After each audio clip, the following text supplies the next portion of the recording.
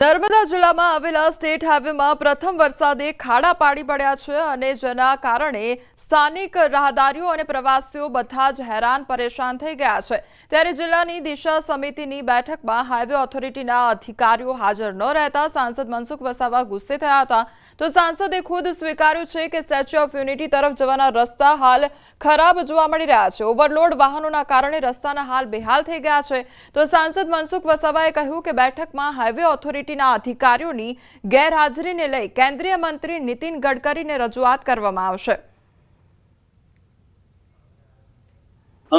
રાજપીપળાથી અંકલેશ્વર જતો રસ્તો એની પણ ખૂબ ખરાબ સ્થિતિ છે, એની પણ અમે ચર્ચા કરી છે।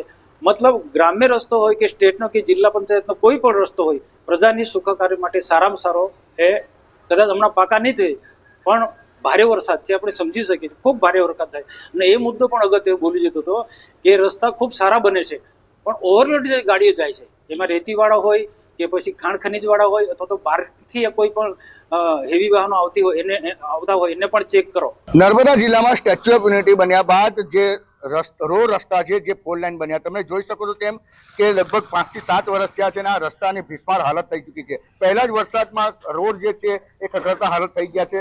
કહી શકાય કે જે અમુક અકસ્માતો પણ થાય છે, જેને લઈ હાલ નર્મદા જિલ્લાના અને ભરૂચ જિલ્લાના જે સાંસદ મનસુખ વસાવા છે એઓએ રોષ ઠાલવ્યો છે, કારણ કે જે સ્ટેટ હાઈવેના જે અધિકારીઓ દ્વારા આ રોડ ના બનાવતા જેઓને નીતિન ગડકરી સુધી પત્ર લખવાની વાત કરી છે। ત્યારે આપણી સાથે એક વકીલ સાહેબ છે જેઓ રોડ પર ચાલી રહ્યા છે। સાહેબ, કેવો રસ્તો છે અને શું માનો છો તમે? રસ્તો તો બહુ જ ખરાબ છે। તિલકવાડા પછી એટલો રસ્તો ખરાબ છે કે ગાડી ચલાવવી મુશ્કેલ પડે છે। ના રસ્તો વરસાદથી નથી, પહેલેથી જ ખરાબ છે, પહેલેથી ખાડા પડેલા જ છે, કોઈ મરામત થતી નથી, અકસ્માતોનો ભય અને ગાડીઓને બી નુકસાન થાય છે। રસ્તો વહેલી તકે રિપેર થાય એવી વિનંતી। સાહેબ, સ્ટેચ્યુ ઓફ યુનિટી વિશ્વમાં સૌથી ઊંચે ફલક પર પહોંચ્યું છે, પરંતુ રોડ રસ્તાને કારણે પ્રવાસીઓ પણ ઓછા થયા છે, શું કહેશો? સ્વાભાવિક છે, આવા રોડ રસ્તા પર કોણ આવશે ભાઈ? અમારે તો કોર્ટમાં જવાનું એટલે છૂટકો નથી, ના છૂટકે આવવું પડે, બાકી કોઈ સહેલાણીઓ તો આવો રસ્તો પ્રિફર કરે જ નહીં, સ્વાભાવિક છે। શું માનો છો, તમારો રસ્તો ક્યારે કેવો બનવો જોઈએ? તાત્કાલિક આ તો સ્ટેચ્યુ ઓફ યુનિટી જવાનો રસ્તો છે, ફર્સ્ટ ક્લાસ રસ્તો થવો જોઈએ, ખાડા ના હોવા જોઈએ અને એનું મેન્ટેનન્સ પણ જે તે વિભાગે જોવું જોઈએ। હા, બિલકુલ। આ હતા જે રાહદારી છે તેઓનું પણ કહેવું છે, ખાસ કરીને જે રસ્તો જે છે એ ખાડા પડી જવાના કારણે મોટી સંખ્યામાં જે અકસ્માતો પણ સર્જાઈ રહ્યા છે। પરંતુ હાલ તો દિશા સમિતિની જે મિટિંગ યોજાઈ જેમાં સાંસદ મનસુખ વસાવાએ પણ રોષ ઠાલવ્યો હતો, કારણ કે માર્ગ એન્ડ મકાનના કોઈ પણ અધિકારીઓ હાજર ન રહેતા જેઓ રોષે ભરાયા હતા। ત્યારે હાલ તો જે સ્ટેચ્યુ ઓફ યુનિટી જે જવાના રસ્તા જે ફોર લાઈન તો બનાવી દીધા છે, પરંતુ તેની મરામત ના થતા આજે સાંસદ તો ખરા પરંતુ રાહદારીઓ પણ રોષે ભરાયા છે। દીપક પટેલ, ન્યૂઝ 18 ગુજરાતી, નર્મદા। રાજકોટમાં કોંગ્રેસના વિરોધ મામલે જિલ્લા કલેક્ટરનું નિવેદન સામે આવ્યું છે। જિલ્લા કલેક્ટર ઓમ પ્રકાશે કહ્યું કે રાજકોટથી જેતપુર વચ્ચે કુલ 18 બ્રિજનું કામ ચાલી રહ્યું છે, જે અંતર્ગત હાલ 12 જેટલી ક્રેન મૂકવામાં આવી છે। ટૂંક સમયમાં 3 જેટલા બ્રિજ વાહન ચાલકો માટે ખુલ્લા મૂકવામાં આવશે। 18 બ્રિજનું કામ જે છે આ નેશનલ હાઈવેનો ચાલુ છે અને આ 18 બ્રિજમાંથી 14 જેવા ડાયવર્ઝન આપ્યા છે। આપણે જ્યાં સૌથી સેન્સિટિવ પોઈન્ટ્સ છે જ્યાં વારંવાર ટ્રાફિકના ઇસ્યુ બનતા હોય છે અને ત્યાં 12 જેવી ક્રેનો મુકાવી છે અને 2 ક્રેન જે છે ટોલ પ્લાઝા ઉપર મુકાવી છે। જે 48 કલાકનો આપણે એક ડ્રાય સ્પેલ મળી જાય તો નેક્સ્ટ 3 બ્રિજ જે છે ઓપન કરી શકે છે। ભારત પરિમાલા યોજના અંતર્ગત રાજકોટ જેતપુર નેશનલ હાઈવે 27 ને 6 લેનમાં કન્વર્ટ કરવાની કામગીરી ચાલી રહી છે। 1.5 વર્ષ જેટલો સમય થવા છતાં કામગીરી પૂર્ણ કરવામાં આવી નથી, જેને લઈ રાજકોટથી જૂનાગઢ અને પોરબંદર જતા વાહન ચાલકોને ભારે હાલાકીનો સામનો કરવો પડી રહ્યો છે, જેને લઈ રાજકોટ શહેર કોંગ્રેસ તેમજ ગુજરાત પ્રદેશ કોંગ્રેસ દ્વારા રાજકોટ કલેક્ટર કચેરી ખાતે ઘેરાવ કરવામાં આવ્યો। તો ધારાસભ્ય જિગ્નેશ મેવાણી, લાલજી દેસાઈ સહિતના આગેવાનો ઉપસ્થિત રહ્યા હતા। 60 કિલોમીટરના અંતરમાં 2 ટોલ છે, પરંતુ ટોલ ચૂકવવા છતાં રોડની બિસ્માર હાલત છે, જેને લઈ રોડ નહીં તો ટોલ નહીંના નારા લગાડવા પડ્યા હતા અને સાથે જ કોંગ્રેસના આગેવાનોએ પાટા બાંધી પ્રતિકાત્મક વિરોધ પણ નોંધાવ્યો હતો। રસ્તાની હાલત તમે જોવો કે ચાલુ વરસાદમાં કામ કરે છે, લોકોને બતાવવા માંગે છે કે અમે કામ કરી છે, પણ ખરેખર આ લોકો કંઈ કરી નથી રહ્યા। સાવ મોન્સૂનના નામે મીંડું કર્યું છે। એટલા ખરાબ રોડ રસ્તા છે કે આ વાત ના પૂછો। આખો રાજકોટ ખોદીને મૂકી દીધો છે। જરૂર ના હોય ત્યારે આવી કામગીરી કરે છે. કમર તૂટી ગઈ છે હવે લોકોની. ગુજરાતનો સૌથી મોટો industrial area Sapar Veraval road પર આવેલો છે, ત્યારે હજારો અને લાખો લોકો અનેક મુશ્કેલી અને પરેશાનીનો સામનો કરી રહ્યા છે. કલાકો સુધી ટ્રાફિક જામ રહે છે. ત્યારે અમારી માંગણી છે કે તાત્કાલિક ધોરણે આ રોડ છે રિપેર થવો જોઈએ. સેંકડો લોકોના માર્ગ અકસ્માતમાં આ રાજકોટ જેતપુર હાઈવે પર મૃત્યુ થયા. કરોડોની કિંમતનું ઈંધણ દરરોજ 3-4 કલાક રસ્તા બ્લોક થવાના કારણે લોકોનું બરબાદ થાય, અનેક માણસોને હાલાકી પહોંચે અને 1.5-2 વર્ષથી પ્રોજેક્ટ પૂરો કેમ થતો નથી? ગોધરા તાલુકાના આંગડિયા ગામના સંઘોડિયા ફળિયામાં રહેતા વિદ્યાર્થીઓ જોખમી રીતે મેશ્રી નદીના વહેતા પાણીમાંથી પસાર થવા માટે મજબૂર બન્યા છે. આ ગામના ફળિયામાં નજીકમાં એકમાત્ર આંગડિયા વર્ગ પ્રાથમિક શાળા આવેલી છે, જેથી 30 ઉપરાંત વિદ્યાર્થીઓ ધોરણ 1 થી 5 સુધી અભ્યાસ માટે આ શાળામાં જ આવી રહ્યા છે, જેથી વાલીઓ તેમના બાળકોને લઈ સતત ચિંતામાં રહે છે. તો શાળા અને ફળિયા વચ્ચે મેશ્રી નદી આવેલી છે, જેના પર કોઝવે નહીં હોવાથી અહીં ઘૂંટણસમા પાણી ભરાયેલા રહેતા હોય છે. વર્ષોની આ સમસ્યા દૂર કરવા અનેકવાર તંત્ર અને પદાધિકારીઓને રજૂઆત કરવામાં આવી છે, પરંતુ કોઝવે કે પુલ બનાવવામાં આવતો નથી, જેથી સ્થાનિકોમાં રોષનો માહોલ છે. પ્રાથમિક શાળામાં હાલમાં 111 બાળકો અભ્યાસ કરી રહ્યા છે. તેમાંના 50% બાળકો સંગોડિયા ફળિયામાંથી નદી પાર કરીને આવતા હોય છે. અમારા છોકરાને કેડ પાણી ઉતરીને નિશાળે મૂકવા જઈએ છે, અને અમારા છોકરા તણાઈ જાય તે જવાબદારી કોણ રાખે? અને અમે કામ ઘરનું કામ મૂકીને અમે નિશાળે લેવા જઈએ છીએ, તો અમે પણ કેડ પાણી ઉતરીને છોકરાને દોરીને લાવીએ છીએ. અમારે સાંકલી સીમાડા ફળિયાથી એ આશ્રમ સુધી અમારો રસ્તો બને, અને આ પુલને ઘણી વખત એવી રજૂઆતો કરવાથી અત્યારે કે તમારો પુલ મોટો પડે છે, તો ગામમાં તો તમે રોડ બનાવી દો છો, તો એ તમારા એમાં ખર્ચો નથી આવતો? અહીંયા જ અમારા આટલામાં ખર્ચો આવી જાય છે તમારે, કે વધારે આપણે નાળા આવે, આ આવે તે આવે. લગભગ 25 થી 30 બાળકો અહીંયા આપણા પ્રાથમિક શાળાની અંદર ભણવા જાય છે, અને અમારે તકલીફ એ છે કે નદી ઓવરટેક કરીને જવું પડે છે. નદી ઓવરટેક કરવા ચોમાસાની અંદર પાણી ખૂબ જ પાણી આવી જાય છે. અહીંથી છે કાળિયા કુવા, રીછવા, મલાના કુવા સુધીથી પાણી આવે છે.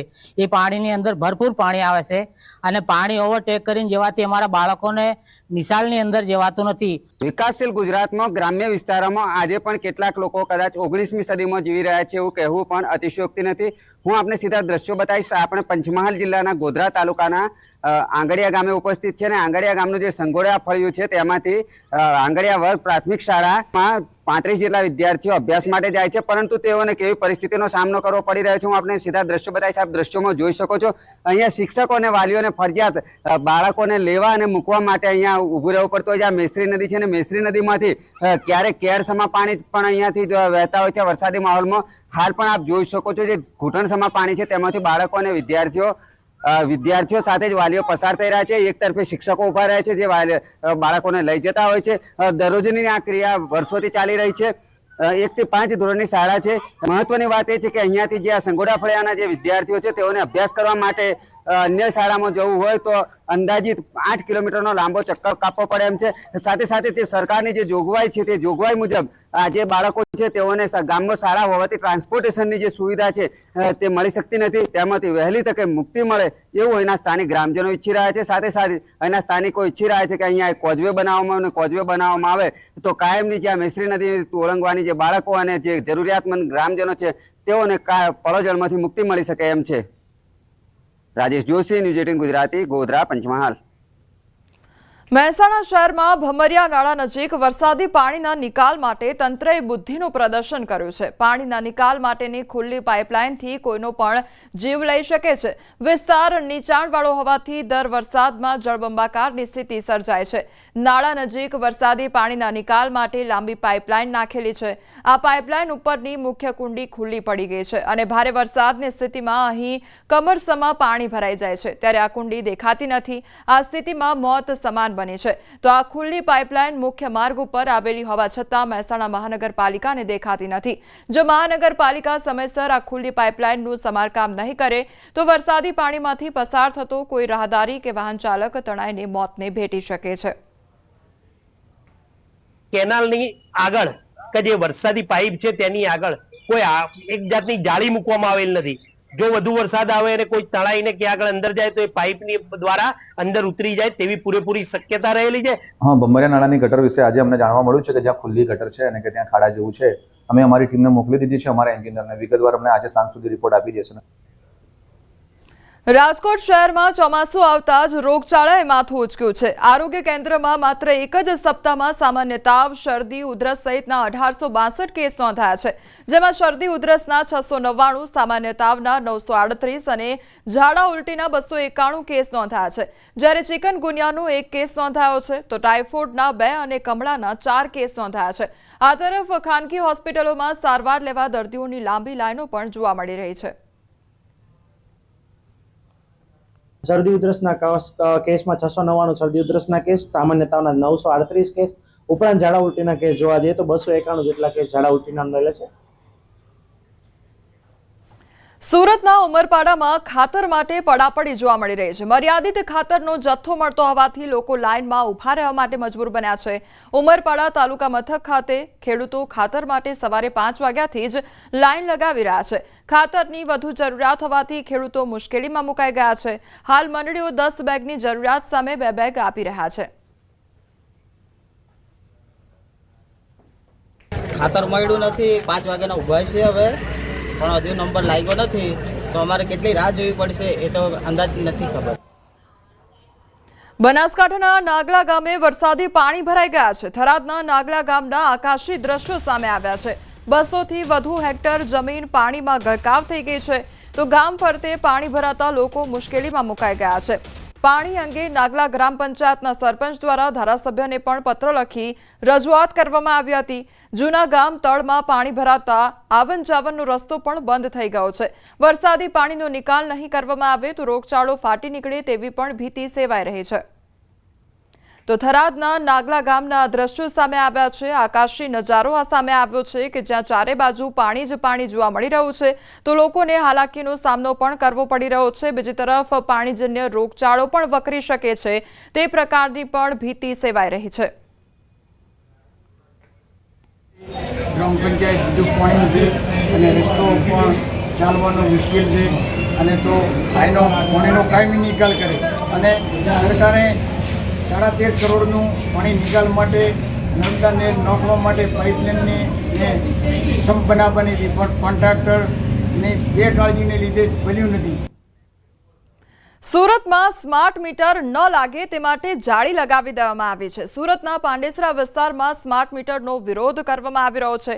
લોકોએ જૂના મીટર પર લોખંડની જાળી લગાવી દીધી છે. લોખંડની જાળી મારી મીટર બચાવવાનો પ્રયાસ તેમના દ્વારા હાથ ધરવામાં આવ્યો છે. તો સુરતની આ ઘટના સામે આવી છે કે જ્યાં સ્માર્ટ મીટરનો લોકો દ્વારા વિરોધ કરવામાં આવી રહ્યો છે, તો જૂના મીટરોમાં જાળી લગાવી દેવામાં આવી છે. हमने स्मार्ट मीटर से बचने के लिए मीटर के बॉक्स के ऊपर जाली लगा के ताला मार दिए हैं. ताला हमने इसलिए लगा रखा है कि ताकि उसमें स्मार्ट मीटर न लगा सके. हमें